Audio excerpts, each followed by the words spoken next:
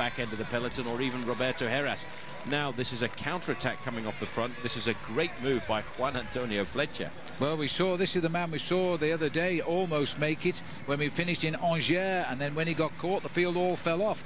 He's jumped away. He's got a passenger from Domina Vacanzi marshalling out. This is Jens Voigt here, and it was his teammate Arvidsson who went down, and I think Voigt is either in the lead or trying to reach the leaders. I think he's trying to, he might be the first three here, because the peloton, after that crash on this little climb out of town, appear to have tried to break clear, but I think Voigt is actually chasing. He was involved in the crash. I think Voigt was involved in that crash too. This is the leading group. Axel Merckx is the big rider in the red and white jersey to have come across the move. They haven't got that much advantage over the front end of the peloton, and in fact it's 54 seconds from the two leaders to this small group which has been caught in the middle. Well, that's Fletcher who's driving the race. I think they're going to recover from it. It's rather distracting from the two boys up front, and that might be good news for them because they're holding with no time. Now our computer's throwing question marks because he's got a little bit confused with what just happened. 4 miles to go, rather 6 miles, 6.5 kilometers rather, to the finish. We're back with the two leaders, unaware of what's going on behind, concentrating. The roads continue to rise and fall here as we head now down to Guéret, the first time ever finish.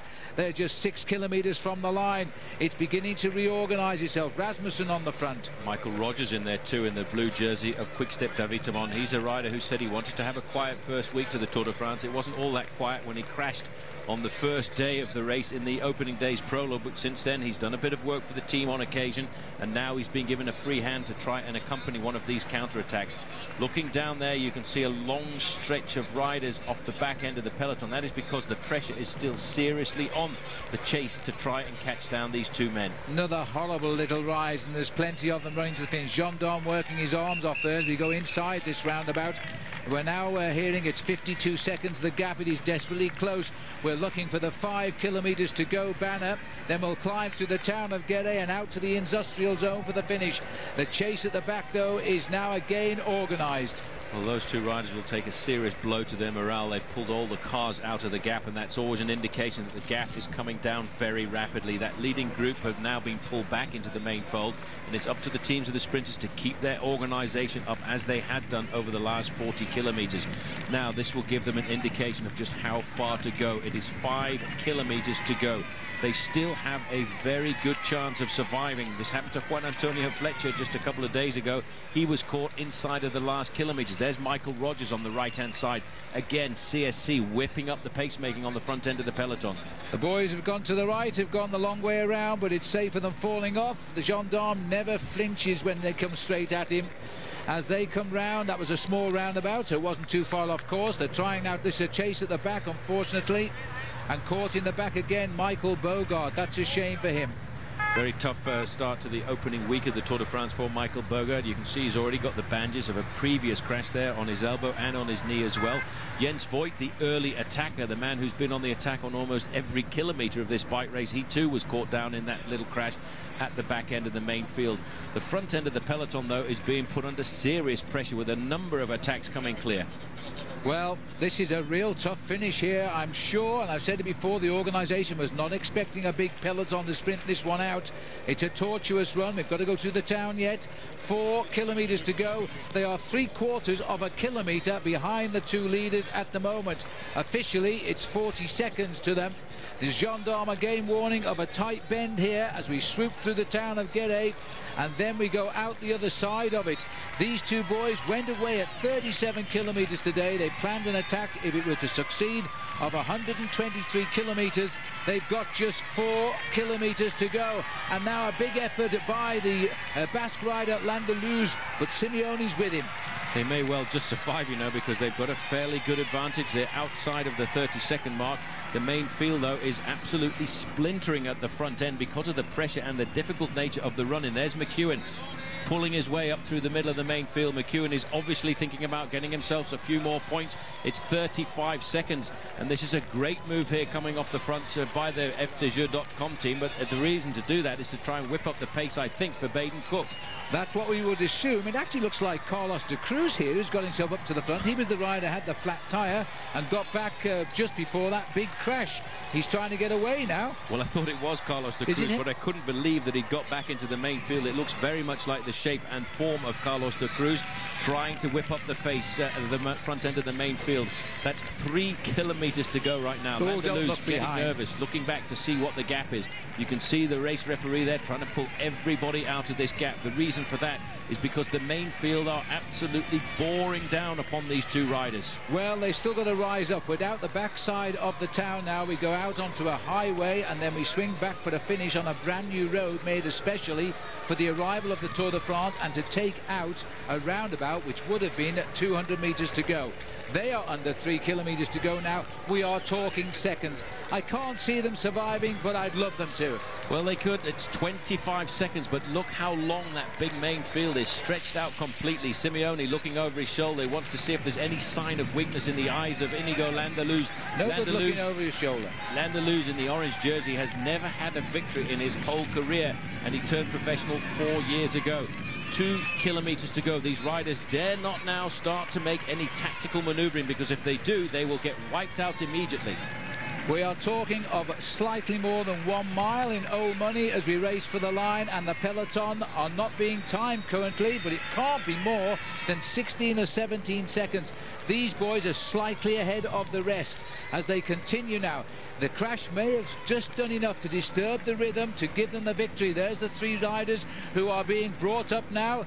They are saying 20 seconds at 2 kilometers. Surely that is possible. It's completely and utterly possible. If these 2 riders don't start to mess around and look for tactical maneuvering in the sprint, they could just hang off the front of the main field and probably could see a situation here where they'd be given the same time as the main field, because I think the main field will just come onto their wheels. A flick of the arm there by Simeone, and Landaluz didn't seem to want to come through there. This is the turn back towards town now to give us the new road eventually that has been specially built for the finish. There is the last 1,000 meters, and the peloton, who have given it their best shot, may have misjudged it by 2 guys who broke away after 37 kilometers. Now Simeone doesn't want to go through now, and calling him through is Landaluz. Here comes the cavalry charging into town right now. They are looking for the final kilometer flag. There is Stefano Zanini in 3rd place. Right on his wheel was Tom Boonen. Moving up through the middle is the green jersey of Robbie McEwen. Around the corner is the 2 leaders. They should not get caught. They will, I think, survive over this last 500 meters. But who is going to take out the victory? It's a shame, you know, when you've got a 2-man breakaway like this, because somebody has to lose. Simone's won 7 races in a career which began back in 1995. The guy in orange has never won a race, and this is his 4th year as a pro. They cannot afford to mess around. It's a slightly uphill finish. If you wait, you're dead, because the peloton are on your tail, and it's a big lead out now. And I can see the pink jersey of Eric Zabel looking for the win. Tor Hushoff is brilliantly placed in 2nd wheel, and Robbie McEwen is boxed in that green jersey. Here comes the charge now. Filippi Simeone has got to go all of the way. He can't wait. He's giving Landaluz the perfect lead out. One thing's for sure, everybody will finish in the same time. Have they got the legs? Here comes Hushoff. Here comes Tom Boonen now. There goes the bouncing Robbie McEwen as they get to the line. Landaluz is going to be passed by McEwen and Hushoff one-on-one as they hit the line, and it's gone to the Australian. Robbie McEwen has won the stage of the Tour de France. Unbelievable. You feel so sorry for those 2 guys who were off the front, but they messed about just a little bit in the last 500 meters, and what a great comeback by all of the sprinters. Robbie McEwen got his wheel across the line, I think just ahead of Stuart O'Grady, and on the other side Eric Zabel. What an unbelievable finish. 2nd, I think, but who knows. All I can say is that poor Landaluz was caught on the line about a bike length from it. He's probably finished outside the first 4. Here it is again. It looked as though Hushoff had it right. Then came McEwen. Poor Landaluz was gone. A big lunge by Stuart O'Grady. But I think, you can't tell on that shot, but I thought on the other shot it was the boy in green, McEwen, who got it. But we'll have to wait and have a look at that. The aerial shots are always the best. Have a look at this one. Yeah, look at that. You can see Landaluz starting the sprint, but how did Robbie McEwen on the inside there find a way through all of that absolute and utter chaos? You can see Tom Boonen was slowed down slightly. McEwen there then all of a sudden opens it up. The lunge for the line, the sprint of Stuart O'Grady probably did have to settle for 3rd place, but that was an unbelievable catch, and I can't explain how dangerous it was for the sprinters just catching those guys inside shy of 200 metres to go. Have a look at it from this angle. McEwen easily getting it, and I think only just Hushov got across the line in second. O'Grady will have got third. Here we go. This is it now. Watch the guy nearest the camera. He's going to be the last man to cross that line. That's the order. The green jersey of Robbie McEwen gets his second stage win in the Tour de France and the 35 points. But O'Grady will stay right behind him there. That was a close finish. And Hushov is proving to be a bit of a worry to these two Australians. But that was a remarkable finish. One of the best we've seen, unless your name is Inigo Landaluce or Filippo Simeoni. You've got to feel sorry for those two. Robbie's pretty excited about that. I feel very sorry for those two. They were so close to winning. I mean, the time gaps were coming down slowly but surely, but we did think it was going to be in the final kilometre, and maybe it was just that little bit of tactical manoeuvring lost them the extra few yards as it came up to the line, and Landaluce, I think, will regret that for many years to come. Yeah. But McEwen, once again, showing how good a bike handler he is, because Landaluce was coming backwards with the acceleration of the main field, and Robbie picked his way through there. Tom Boonen not very happy at all. He was caught in the wrong place just at the moment when Landaluce was caught, and as you can see there, Landaluce is surrounded by all of those riders and just held on to get himself a place inside the top 10. Just, I would place him 10th, ball. We'll wait for the official referees to give us that, but he's 10th or 11th, in fact, Landaluce, and that is unbelievable when you are caught looking at the finishing line on the road. What a great shame for him. But happy days for Robbie McEwen. That's win number 113 in his career.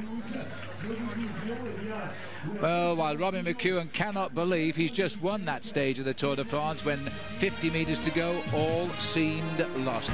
We'll take a quick break. Come on back and join us. Welcome back to OLM. We have seen one of the finest finishes to a stage of the Tour de France for a sprinter I think we've ever seen, because Robbie McEwen has taken it out when with 60 metres to go there were still two guys in the lead. Everybody finished in the pack. There'll be no change in the overall. Lance Armstrong very much safe, so too Tyler Hamilton, Levi Leipheimer, Bobby Julich, and of course Jan Ullrich. Let's have a look at how it all evolved. They've been away for nearly 123 kilometres, and then they were in sight of the peloton.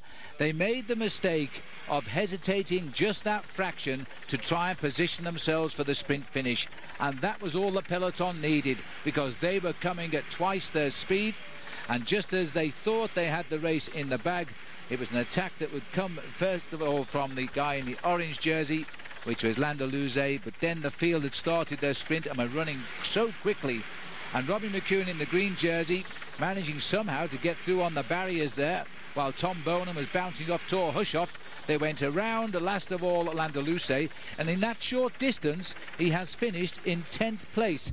Here's the Pacific Life stage results. Robbie McEwen gets his second stage win, his 5th in Tour history. Hushovd, who's had a win, now gets second. O'Grady is third.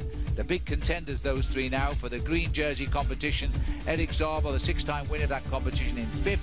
Further down, we'll take a look at number 10 while I'm telling you this, because he's the poor man that got caught.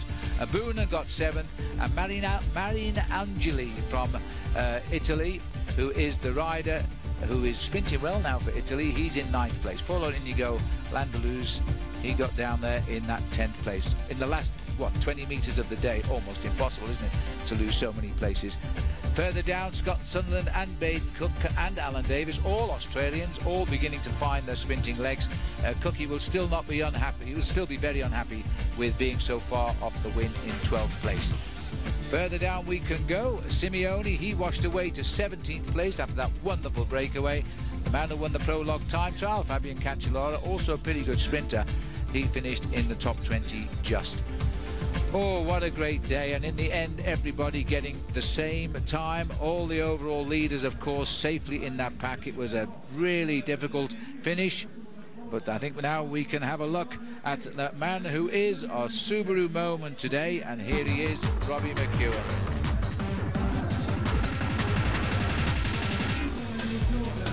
So McEwen today coming through on the rails in the green jersey. He's such a fast sprinter. I've never seen him riding so well on sprinting form. He can do just about anything. He always runs late, but when he gets to the line, he gets there in a big way, and he wins with pretty much any way he wants to. That's our Subaru moment, driven by what's inside. And this is how the catch was made. Just once more, in case you're just coming off a high like we are, it was a wonderful finish. One thing's for sure, Paul, Tor Hushovd is going to be a real problem for the big sprinters this year. He certainly is. He was in the ideal position here, but you've got to hand it to the bike handling ability of Robbie McEwen. Look where he is there. Yeah. Long way out of it. In the top 10, but he's come right round the outside, and he's battling upside Danilo Hondo there. Arms not taken off the handlebars, and then all of a sudden, that was a dangerous moment. Just at the moment when he caught the two riders, he had to weave his way through. Wonderful. It'll make no difference to the overall general classification, except that O'Grady again gets a small time bonus. He'll close into 2 minutes 53. Sandy Cassar in third place. Bagstead and Peel still talking of the same 5 men who broke away last Thursday to decide the leaderboard. Lance Armstrong, still the big pre-race favourite, still the race favourite. He'll stay in 6th place. 9 minutes 35 behind Thomas Voigtler, and his teammates line up behind him after that great team time trial they had last Wednesday. But of course, in the next few days, we'll see a big shake-up, I think, in the overall classification. So as we look down now on the lovely little town of Guéret, they have witnessed one terrific finish. There it is for you. Robbie McEwen in green, the top sprinter again today. We'll take a break, come back. Welcome back. It's prize presentation time. Robbie McEwen, he'll tell you he's just won his greatest ever stage in a Tour de France, and he's won in Paris as well. But this one, 50 metres out, he could never have dreamt he was going to take the victory today, and he beat the top sprinters by the width of his racing tire. Just look at this. This is emotion being released by Robbie. He can't believe this one, and he's won 113 races now in his career. He's absolutely delighted. Shakes hands with 5-time winner Bernard Hinault. And McEwen, the Australian, comes from Queensland near Brisbane. He's now won 5 stages of the Tour de France. He's won in Paris, Reims rather, Paris in 2002 as well, Namur and Guéret. There he is, coming to the line out of nowhere as usual to steal the prizes from the rest. Let's have a look then at the Pacific Live for confirmed results now. McEwen, everybody in the same time apart from those delayed by the crash today, but all of the leaders are safe in the Tour de France. Tor Hushovd, O'Grady, the top 3 sprinters as it's turning out to be now. Eric Zabel there in 5th place. Janet Tombak was out of the Hunter camp there when he crashed approaching the finish, came in 6th this time. Push Bonen down to 7th. Paulo Inigo Landaluze caught, swept away to finish only 10th. And we go even further back to find the location of Filippo Simeoni. Jean-Patrick Nazon and Baden Cook, 2 more sprinters. Sunderland continues to sprint well, and Bram de Groot completing the top 15.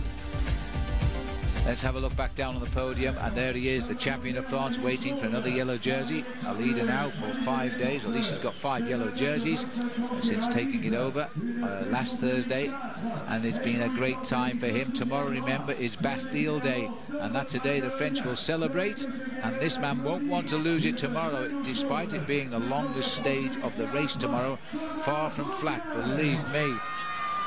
Well, let's have a look at our general classification now, brought to us by Foster's. There it is, Thomas Voigtler, 2:53. He's lost a little bit of his lead, because O'Grady again gets a small time bonus for finishing 3rd at 8 seconds bonus for him. Sandy Cassar, Bagstead, Peel, these are still the same 5 riders that were part of that successful breakaway last Thursday, which gave Voigtler his yellow jersey, which he's hanging on well to, isn't he?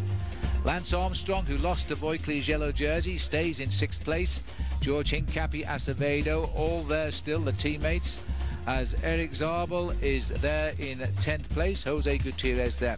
As we look down to Guéret, let's join Craig Hummer now. He's with Lance Armstrong. Lance, I tell you what, you guys ended up catching him at the very end, but the pace sure was on in the last 40K. Did you still feel in control and conserve enough for tomorrow? Yeah, no, I mean, for us, we just sat on the wheel and didn't take it easy, but we were not.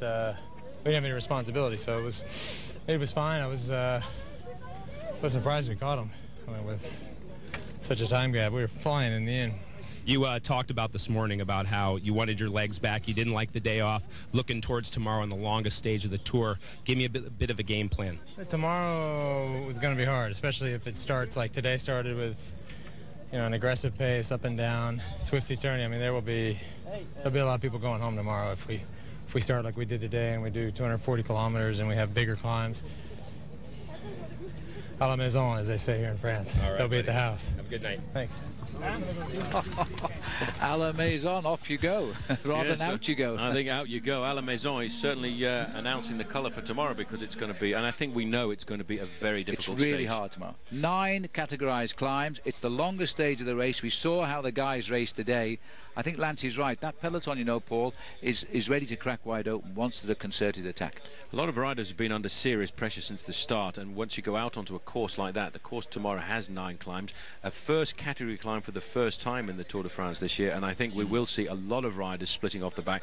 There are a lot of injured riders too who will be just hoping to survive tomorrow's stage, but as Armstrong said there, if they race from the start like they did today, there'll be a lot of sore bodies. All right, let's have a look at the map then, see where we are off to tomorrow. This is the one now, as we thank AMD for our map today, and this is where we are in the centre of France there. We're now doing the stage which on Sunday was called the Étape du Tour, where 9,000 cyclists rode exactly the same route. We're now looking to compare the time now with what the pros do, and I can tell you they will be amazed. I think we're up to a very, very fast ride indeed. These 4th category climbs are just foothills. There are 9 categorised climbs. The biggest of them all will come near the end after some 160 kilometres in the legs. There's a lot of big climbs in the early part of the race. It is very difficult, but it's actually once we kick into the latter part of the course, and once we start to go over these climbs like the Côte de Souriac, the riders are only reaching half distance. Back that up with a long, tough climb of the Côte de Chavignac, then the riders go onto the real hard climb of the day. The first part of the climb is the Col de Néron, but it's there. The Col de Paperol, which is a nickname of the Puy-Marie, is the difficult climb of the day, and that's where I think the main field will literally explode. Dropping down a couple more very difficult climbs over the Col de Cantal, and then finally they will charge down into the outskirts of town, the town of Saint-Flour, where the finish will be after 237 kilometres. And if that wasn't a long look at it, just have a look at this, and those little red spots all the way down the course are climbs, and there are a lot of them, 9 in total. I'm tired enough just looking at the map, never mind riding the course. Now make a note of our new times here. You catch all of the action of tomorrow's stage, and it starts with the AOL for broadband pre-race show, starts at 8 AM. And remember, that's a new time. Then we give extended live coverage, which comes to your screens at 8:30 AM Eastern Time.